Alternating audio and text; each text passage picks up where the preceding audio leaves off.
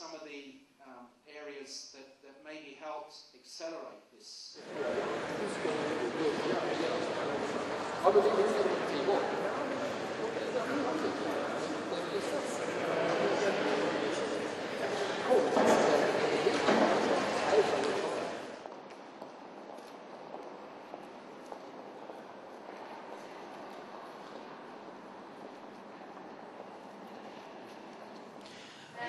I think the first thing is that innovation is product innovation, it's technology innovation, and really importantly, it's also service innovation. And from the work that we've done in Oxford, particularly around sustainable energy, and particularly in the built environment, which is 47% of carbon emissions in the UK, we can get to a very low carbon future with the technologies that we already have, very simple technologies, energy efficiency technologies, insulation, so on. So there are a few technologies that would be helpful, but new technologies are not critical. What is critical is getting a very high level of uptake of the technologies we already have and know about. And with that in mind, the need really is around service innovation rather than around technology innovation. So as I understand, the first question is what are the barriers, what are the opportunities with regard to future technologies, clean technologies? That's the key question. Let me start with answer what is not the major barrier. I think that the lack of technology is not the major barrier. There are many people working on technologies. Of course, this can be improved and so on and so forth, but that's not the key issue. I see two key issues. One is how to introduce new technologies, because for introduction of new technology, fully new technologies, one needs innovators also on the user side. So one needs good designers that can translate technology into product or a service, but you also need new users or people who are anxious to use a new product, and they are scarce, and one has to find them. So that's one.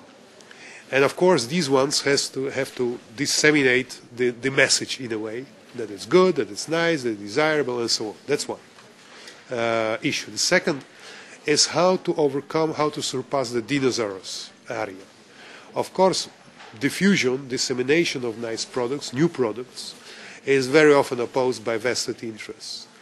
And these vested interests are blocking a lot of activities. In some areas, some countries are able to surpass it, to overcome it.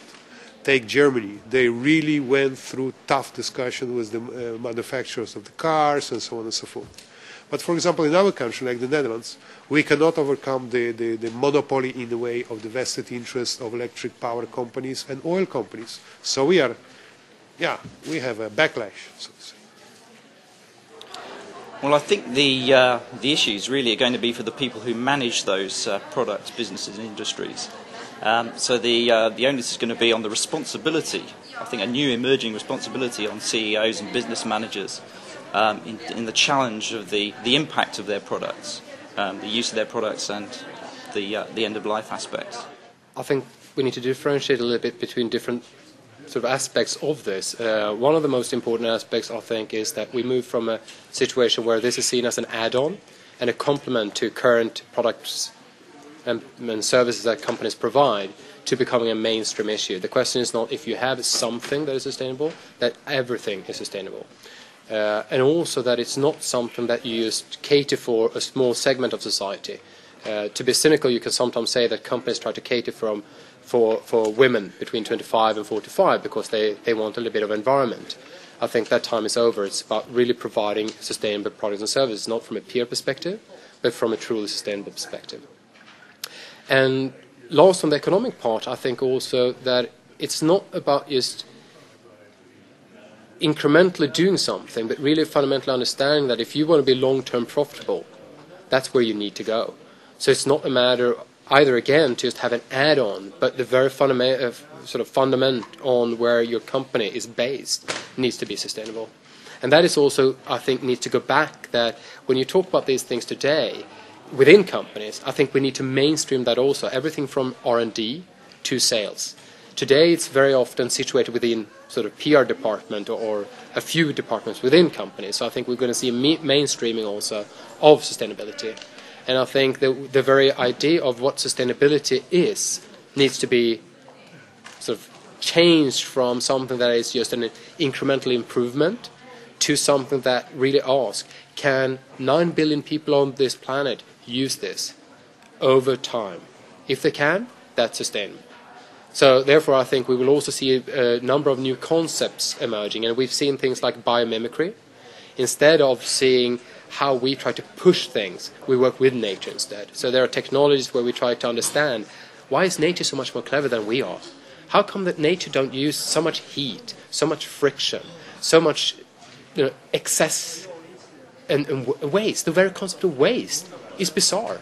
Nature don't have waste. Everything is recycled. So there's a number of rethinking that needs to be done within companies. Well, let me say one word, garbage. That's something we can all see around us, that we have produced material or products which have a lot of difficulties to be recycled today. And that is something which also involves the consumers behaving. And I think garbage and end of life is what our generation have to deal with. And I hope that the next generation who will grow up, coming up after us, will maybe design or give some advice how we should produce new products which are more sustainable and design so it's easy to recycle. I see some of the key issues being in actually looking in what systems these innovations or these products go into. If you look at it from a current consumer paradigm, then you might end up in just making consumption effective in a way that you lack the overall vision on where it's going to go in. And even if you have that vision, you fail to communicate how you see this vision, how it actually fits in for a better world. And I think storytelling, telling a story about where the innovation comes from to give some added value to the actual products, to get it into the market and to get people to get an aha feeling when they see it, but also telling the story of how you see it fitting into a wider perspective in society and what changes you can see it making in society. I think a lot of the time, when it comes to innovation, sometimes people might have the preconception that the ideas in themselves are so smart, so good, that they will sell themselves, they will just enter the market. But I think it's about identifying who is the user, how will it be used, and how can you use it differently. Because I don't think a lot of the time you think or you sort of base innovations in, okay, if customers change a little bit and use these products instead, it will be so or so much better for the environment. But it's about changing the systems in which we consume, so the actual consumer doesn't have to make a decision themselves. Because as long as you rely on that, you don't get over the barrier of eco pioneers who really want to do a difference. So I think it's as a wise teacher once told me. She said that, if you want to live a difficult life, try to change everyone else. If you want to live an easy life, start with yourself. And I think that comes down to, it's very applicable in innovation and eco-innovation, because it's about how you see your products out there and making those connections on how to actually come out on the market with your products. And I think that's something that's currently lacking, because we have a lot of good ideas out and about in the world. They just need to meet the users.